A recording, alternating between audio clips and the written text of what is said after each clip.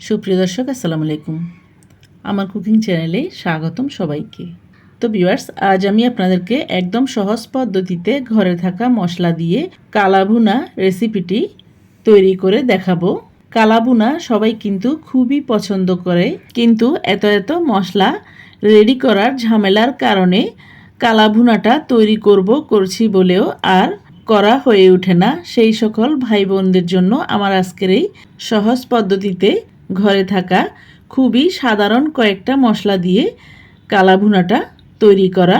খুবই ছোট্ট একটা প্রসেসটা আজকে আমি একদম সহজ পদ্ধতিতে ঘরে থাকা মশলা দিয়ে কম সময়ে কিভাবে কালাভুনা তৈরি করবেন তার রেসিপিটি শেয়ার করব। আশা করি রেসিপিটি আপনাদের ভালো লাগবে। আর রেসিপিটি ভালো লাগলে আমার চ্যানেলকে সাবস্ক্রাইব করে শুরু থেকে শেষ পর্যন্ত আমার রেসিপির সাথে থাকার অনুরোধ রইল। চলুন দেখে নেওয়া যায় কীভাবে আমরা সহজ পদ্ধতিতে আর খুব কম সময়ে কালাভুনা রেসিপিটি তৈরি করব। কালাভুনা তৈরি করার জন্য আমি প্রথমেই পেঁয়াজ বেরেস্তাটা করে নিয়েছি। এরপর আমি মাংসটাকে ম্যারিনেশন করার জন্য নিয়ে নিয়েছি একটা পাতিলে আমি হাড়, চর্বি আর সলিড মাংস সহ 2 কেজি পরিমাণ মাংস নিয়ে নিয়েছি। এরপর প্রথমে আমি দিয়ে দিচ্ছি স্বাদ মতো লবণ, দিয়ে দেব 1 কাপ পরিমাণ পেঁয়াজ বেরেস্তা, এরপর দিয়ে দেব 1 কাপ পরিমাণ কাঁচা পেঁয়াজ কুচি, দিয়ে দেব 4 টেবিল চামচ পরিমাণ আদা রসুন বাটা। আদা রসুনটাকে আমি একসাথে বেটে নিয়েছি।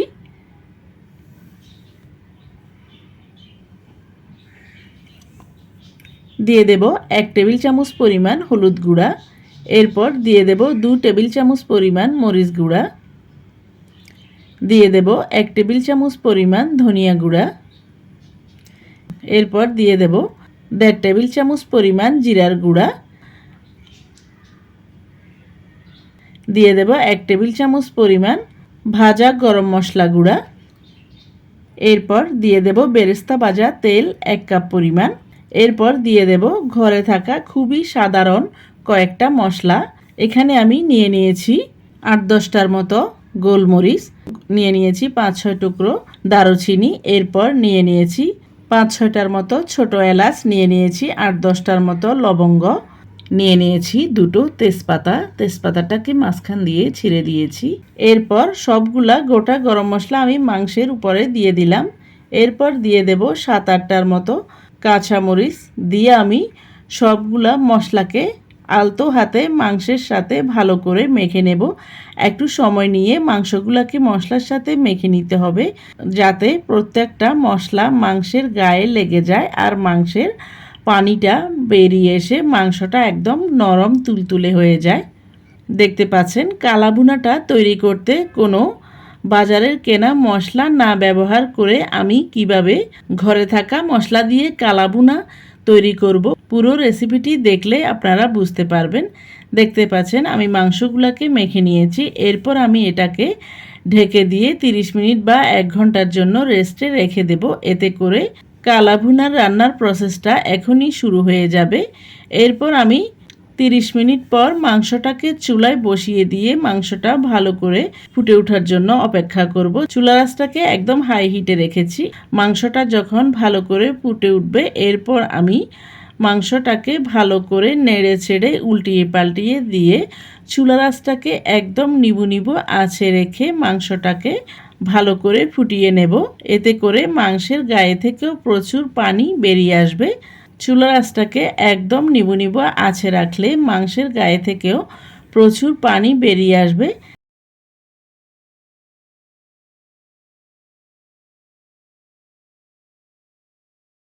দেখতে পাচ্ছেন মাংস থেকে কিন্তু প্রচুর পানি বেরিয়ে এসেছে। এই পানিটা দিয়ে আমরা মাংসটাকে রান্না করে নেব আর একদম কালাভুনার পারফেক্ট কালার নিয়ে আসব। এরপর আমি ভালো করে নেড়ে ছেড়ে দিয়ে ঢেকে দিয়ে 20 মিনিট মাংসটাকে রান্না করে নেব। 20 মিনিট পর আমি আরও একবার মাংসটাকে ভালো করে নেড়ে ছেড়ে দেব। এভাবে করে আমি 20 মিনিট পর মাংসটাকে দুবার নেড়ে ছেড়ে দিয়েছি। এরপর আমি মাংসটাকে ঢেকে দিয়ে 1 ঘন্টা রান্না করে নেব। চুলা আঁচটা একদম নিবু নিবু আঁচে থাকবে। এই 1 ঘন্টার মধ্যে আমি ঢাকনাটা খুলে বেশ কয়েকবার নেড়ে ছেড়ে দিয়েছি। দেখতে পাচ্ছেন মাংসের ঝোলটাও একদম ঘন হয়ে গিয়েছে আর এর কালারটাও কিন্তু চেঞ্জ হয়ে গেছে। এরপর আমি ঢাকনাটা খোলা অবস্থায় এভাবেই নেড়ে ছেড়ে মাংসটাকে কালাবুনার পারফেক্ট কালার নিয়ে আসব। চুলার আঁচটা কিন্তু এখনও একদম নিবু নিবু আঁচে রেখেছি। পুরো 1 ঘন্টা সময় ধরে আমি মাংসটাকে এভাবে নেড়ে ছেড়ে কালাবুনার পারফেক্ট কালার নিয়ে এসেছি। চুলার আঁচটাকে হাই হিটে রাখলে কিন্তু মশলাটা পুড়ে যাবে। এজন্য চেষ্টা করবেন চুলার আঁচটাকে একদম নিবু নিবু আঁচে রেখে কালাবুনার পারফেক্ট কালার নিয়ে আসার জন্য। তো ভিউয়ার্স দেখতে পাচ্ছেন মাংস আর মশলা কোনো রকম পোড়া লাগা ছাড়া আর কোনো রকম ফুড কালার ব্যবহার করা ছাড়া আমি কিভাবে কালাভুনা তৈরি করেছি খুব সহজে আর ঘরে থাকা মশলা দিয়ে।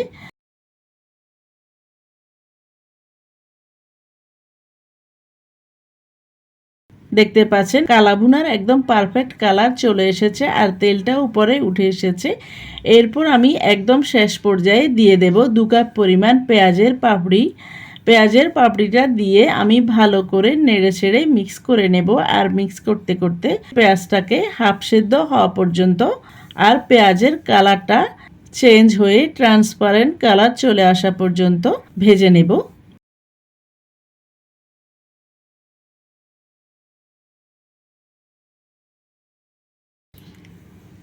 দেখতে পাচ্ছেন পেঁয়াজের কালারটা কিন্তু চেঞ্জ হয়ে গেছে। এরপর আমি মাংসটাকে ঢেকে দিয়ে চুলার আঁচটাকে একদম নিবু নিবু আঁচে রেখে অপর চুলায় বাগারটাকে রেডি করে নেব। বাগারের জন্য আমি চুলায় একটা প্যান বসিয়ে দিয়ে দিচ্ছি হাফ কাপ পরিমাণ সরিষার তেল। এরপর তেলটা ভালো করে গরম হয়ে গেলে দিয়ে দেব পুরো একটা রসুন কুচি, দিয়ে দেব 2 ইঞ্চি পরিমাণ আদা কুচি, দিয়ে দেব 7-8টার মতো শুকনো লাল মরিচ দিয়ে আমি আদা আর রসুনটাকে নেড়ে চেড়ে একটু লালচে টাইপ করে ভেজে নেব।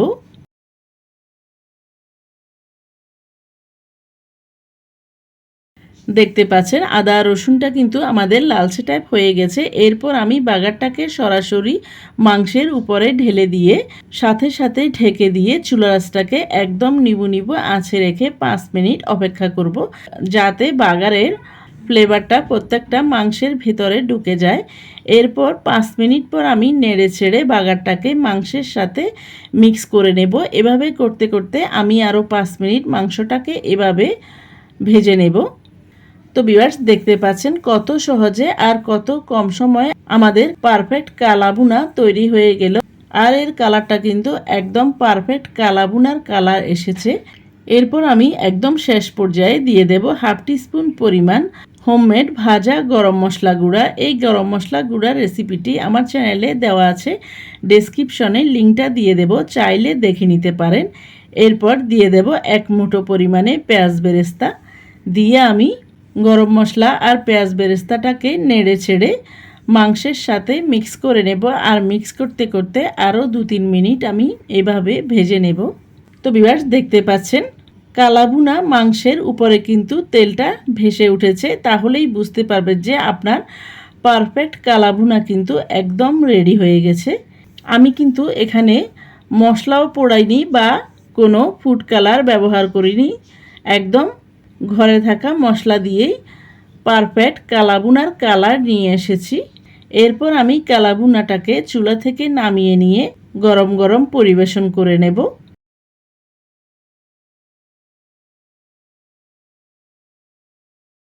দেখতে পাচ্ছেন মাংসটা কিন্তু একদম নরম তুলতুলে হয়েছে। আমি কয়েকটা মাংস ছিঁড়ে আপনাদেরকে দেখিয়ে দিচ্ছি। দেখতে পাচ্ছেন হাড় থেকে মাংসটা কেমন খুলে আসছে সহজভাবে। আর একটা মাংস আমি ভেঙে দেখিয়ে দিচ্ছি। দেখতে পাচ্ছেন মাংসের ভিতরটাও কিন্তু একদম কালো হয়ে গিয়েছে। তো ভিউয়ার্স আপনাদের সবার কাছে অনুরোধ থাকবে, আমার আজকের এই কালাভুনা রেসিপিটি যদি ভালো লাগে তাহলে বাসায় একবার হলো ট্রাই করবেন। আর রেসিপিটি ট্রাই করলে কেমন হয়েছে কমেন্ট করে জানাবেন।